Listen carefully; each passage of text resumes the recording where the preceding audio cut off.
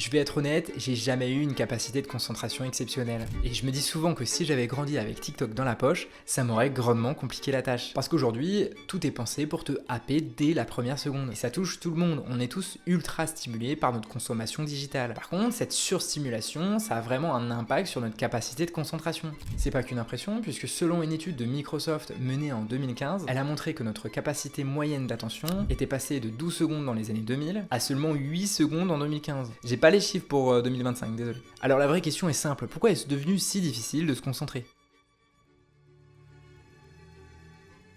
Faut comprendre une chose, si on n'arrive pas à se concentrer, c'est pas uniquement un problème de volonté. C'est un système entier qui a été conçu pour capter, fragmenter et revendre notre attention. Chaque notification, recommandation, vibration est calculée pour que nous restions le plus longtemps possible devant l'écran. L'ancien designer de Google, Tristan Harris, l'a expliqué très clairement. Now people are moving to TikTok, and TikTok is doing just as much of the race to the bottom of the brainstem. It just crossed, I believe, YouTube and maybe Facebook in time spent on Android. So it's actually grown even more so, and that's because it's just a supercomputer pointed at your brain saying what's the next video that's going to keep you swiping instead of saying maybe I should do something else.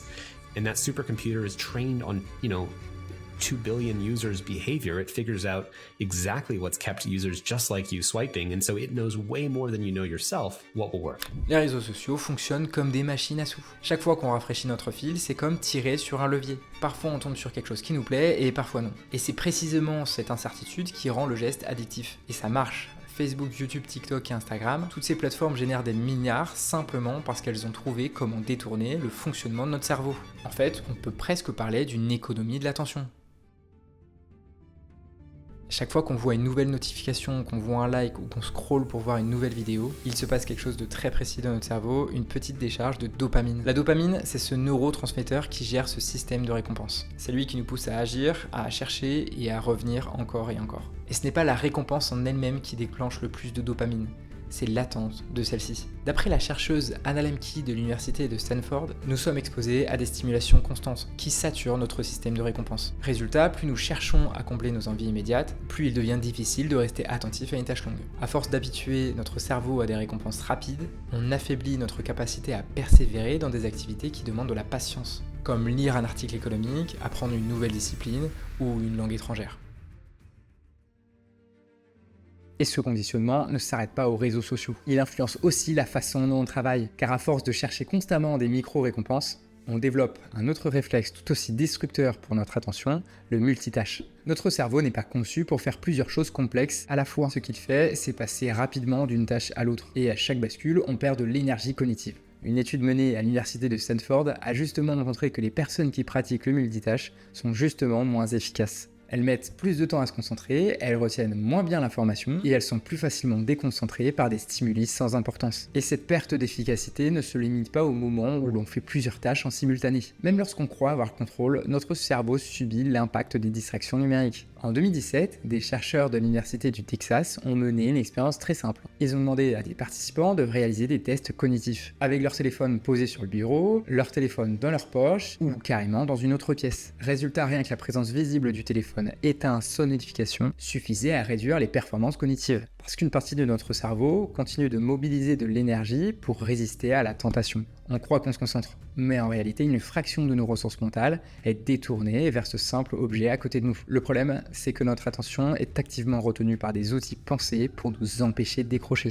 On s'est tous déjà dit, allez, je regarde une dernière vidéo et j'arrête. Mais 10 minutes plus tard, on est encore là. Et c'est pas un manque de volonté, c'est un design. Les réseaux sociaux et les applis sont construits pour créer une dépendance. Et l'algorithme de TikTok ne se contente pas de vous montrer des vidéos populaires. Il analyse chaque micro-réaction, combien de secondes vous regardez, à quel moment vous scrollez, si vous remettez la vidéo au début, si vous l'envoyez à un ami. Et il ajuste, optimise pour maximiser vos chances de rester sur l'application. Tout est pensé pour qu'il n'y ait jamais de fin naturelle. Contrairement à un livre qui se termine ou à un film qui a un générique, ici, le prochain contenu est toujours à portée de pouce. Le neuroscientifique Adam Alter explique que ces mécanismes exploitent le même circuit de récompense dans le cerveau que celui stimulé par les jeux d'argent. Bon, la bonne nouvelle, c'est qu'on peut réentraîner son cerveau. Mais ça ne marche vraiment que si tu sais pourquoi tu le fais. Dans un quotidien de travail, les techniques de concentration ne suffisent pas si tu n'as pas une direction claire. Sans objectif précis, les mails, les notifications, les réseaux sociaux remplissent automatiquement l'espace. Le plus puissant, c'est donc pas seulement de poser ton téléphone dans une autre pièce, mais de planifier ta journée de travail. Une liste de priorités, des créneaux réservés aux tâches essentielles et la discipline de t'y tenir. Quand ton agenda est construit autour de ce qui compte pour toi, tu réduis naturellement le temps perdu à scroller. Et il y a un autre point important, réhabituer ton cerveau au format long. Regarder un documentaire Netflix ou une vidéo YouTube de 30 minutes est préférable à un TikTok de 30 secondes. Ces formats plus exigeants entraînent ton attention sur la durée et t'apprennent à creuser un sujet en profondeur, plutôt que de rester coincé dans des séquences de 30 secondes qui fragmentent ton cerveau. Donc voilà, pas besoin de viser la perfection, mets-toi simplement une limite simple, moins de 2 heures par jour sur tous les réseaux sociaux confondus. Bon, j'avoue, YouTube, t'as le droit un peu plus, surtout si c'est pour regarder mes vidéos. Si tu regardes cette vidéo juste ici, c'est que ton attention a tenu. La vidéo touche à sa fin, j'espère qu'elle t'a plu. Si c'est le cas, lâche un pouce bleu et abonne-toi, c'est une grande aide pour supporter cette chaîne, et on se dit à très vite pour une nouvelle vidéo.